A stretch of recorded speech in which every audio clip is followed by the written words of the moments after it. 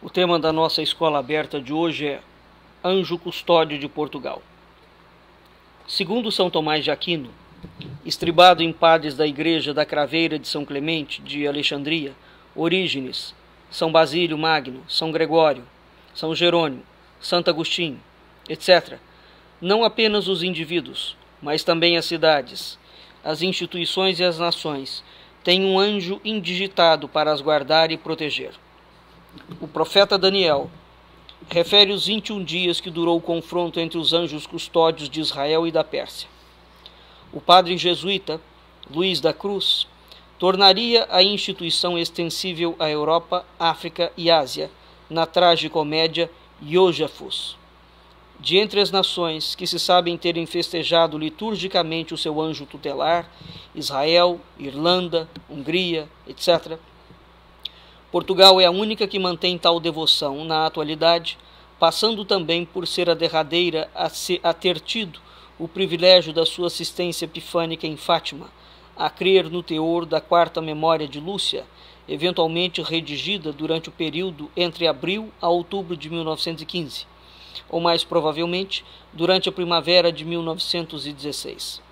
De fato, não se conhece um único testemunho direto que corrobore as sucessivas afirmações e omissões de Lúcia quanto à pré-aparição. Em 1917, ninguém se refere a anjos nos interrogatórios, nem nos depoimentos ao cônego Formigão. Nos diálogos com a senhora, que Lúcia redigiu pelo seu próprio punho em 1922, não são mencionados anjos. Também não consta qualquer referência a anjos no rigoroso interrogatório oficial efetuado em 1924 pelas autoridades eclesiásticas, tendo Lúcia jurado pelos santos evangelhos nada mais ter visto além daquilo que descreveu.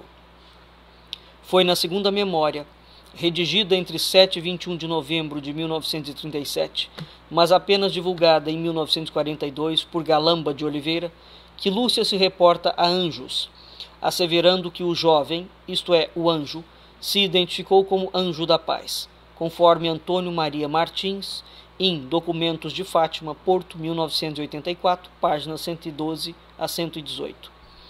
O engenheiro Varela Cid, numa tese apresentada no Congresso Internacional de Fátima, em 1950, desenvolveu bastante o assunto, que não é de todo pacífico, conforme Fina da Armada e Joaquim Fernandes, Fátima, nos bastidores do segredo.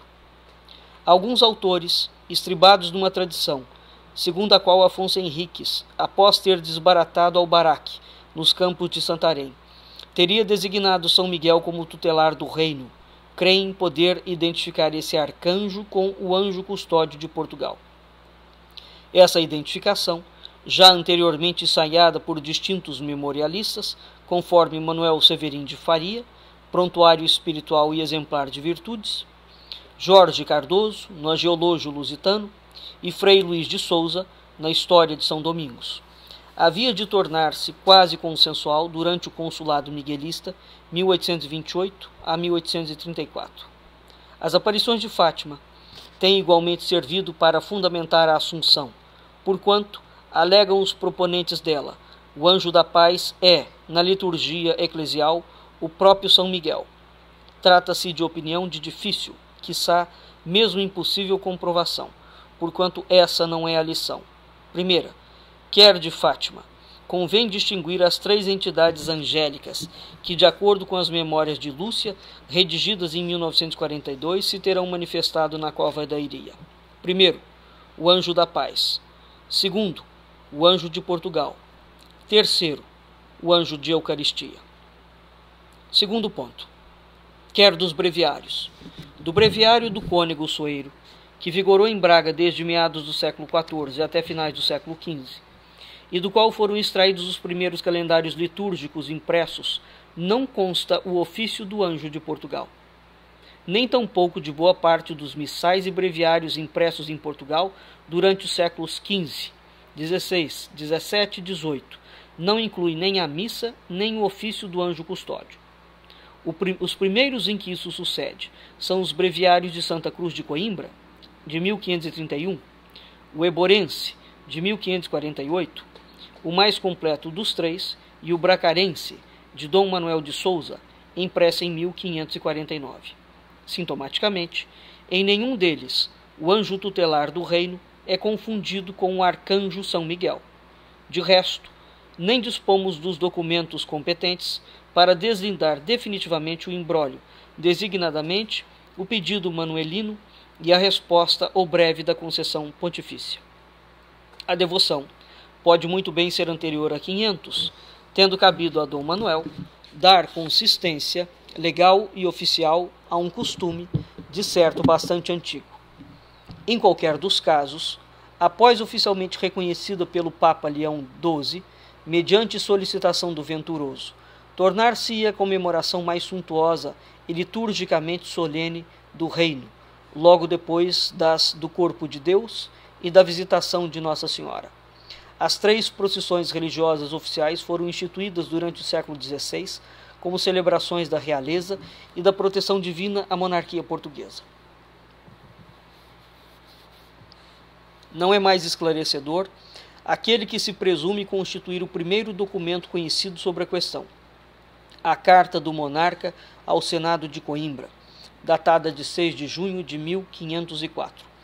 Muito embora o monarca denote conhecer perfeitamente a doutrina dos gênios, a qual expõe num preâmbulo a recomendação sobre quando e como se havia de celebrar tão faustoso evento. Além deste, apenas são conhecidos 3 dos alvarás expedidos, os remetidos ao Senado de Coimbra e de Elvas, de 10 de junho de 1504, em translado, e o autêntico 7 de junho de 1504, com assinatura autógrafa de Dom Manuel, dirigido ao município de Évora.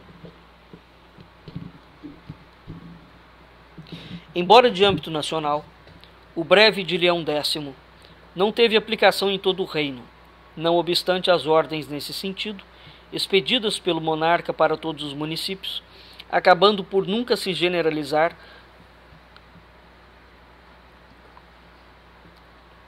a comemoração do anjo tutelar. Raras localidades, além de Coimbra, Braga e Évora, e essas duas, porventura, por influência dos cardeais infantes Dom Afonso, administrador de Évora, e Dom Henrique, arcebispo de Braga, promoveram a festa litúrgica, instituída por Dom Manuel, para ser celebrada anualmente, no 3º domingo de julho. As ordenações filipinas, de resto, à semelhança das ordenações manuelinas, incluíam a procissão do anjo custódio no grupo daquelas que juízes e vereadores estavam obrigados a promover anualmente. Na cidade do Mondego, o regimento da procissão da festa do anjo estipulava que todas as bandeiras dos ofícios da festa do Corpo de Deus hão de ir na procissão do anjo com todos os oficiais de seus ofícios sem ficar nenhum, os quais levarão suas bandeiras e castelos e entremeses nas mãos, assim na maneira que são obrigados de o fazer pela festa do Corpo de Deus, e os que não tiverem bandeiras irão isso mesmo em seu lugar ordenado, onde soe de ir dia ao Corpo de Deus. Porém, na dita procissão do anjo, não levará o povo mais outra coisa que seja somente as ditas bandeiras, e entremeses nas mãos, sem levarem reios, nem peielas, nem pelas moças, nem jogos. E a cidade há de mandar fazer 2 folias para o dito dia, assim, e na maneira como as manda fazer, dia do Corpo de Deus, e lhes mandará dar a cada folia e a dos tambores e tamboris, que com eles virem, e a cada um seu vintém para jantarem. A dita procissão do anjo há de se ir do mosteiro de Santa Clara, e os regedores mandarão limpar e despejar as ruas, e espadanar e ditar panos às janelas por honra da dita festa. Deveras eloquente, no que concerne difusão no Brasil do culto do anjo custódio, de certo consoante o estipulado nas ordenações manuelinas, é a carta remetida da Bahia, em 9 de agosto de 1549, pelo padre Manuel da Nóbrega, na qual refere a comemoração do anjo tutelar, realizado naquela cidade brasileira, nos seguintes termos: E estiveram aqui por dia do anjo, onde batizamos muitos.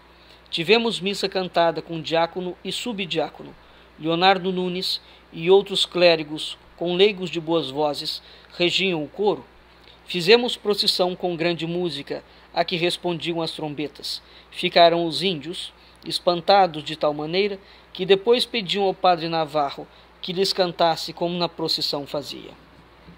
Há notícia de celebrações congêneres em Ouro Preto, Sabará, Cuiabá, São Paulo, São Luís do Maranhão, Rio de Janeiro. Em Margão, Índia, a confraria do Anjo Custódio, sediada na Igreja do Espírito Santo local, tinha a seu cargo a organização da festividade do ano de 1564. O culto canônico do Anjo Custódio de Portugal seria confirmado por decreto da Sagrada Congregação dos Ritos, datado de 9 de julho de 1718. No mesmo diploma, foi ainda deferida a liturgia aplicável, missa e ofício de rito duplex de segunda classe. O Breviarium Romanum, Lisboa, 1791, seria um dos derradeiros a conter referência à festa do Santo Anjo da Guarda do Reino. Enfim, a devoção pelo Anjo Custódio de Portugal foi decaindo paulatinamente, até quase perder expressão, durante a segunda metade do século XIX, circunstância que provocaria a extinção da respectiva comemoração litúrgica, exceto nas dioceses de Braga e Viseu, as quais sempre a mantiveram nos seus calendários até a atualidade, no dia 9 de julho. Novamente restaurada por rescrito da Sagrada Congregação dos Ritos, de 28 de julho de 1952, para se celebrar anualmente, a 21 de julho, viria a ser transferida para o dia 10 de junho, no âmbito da reforma litúrgica aplicada a Portugal, ocorrida em 1969. Até o próximo Escola Aberta.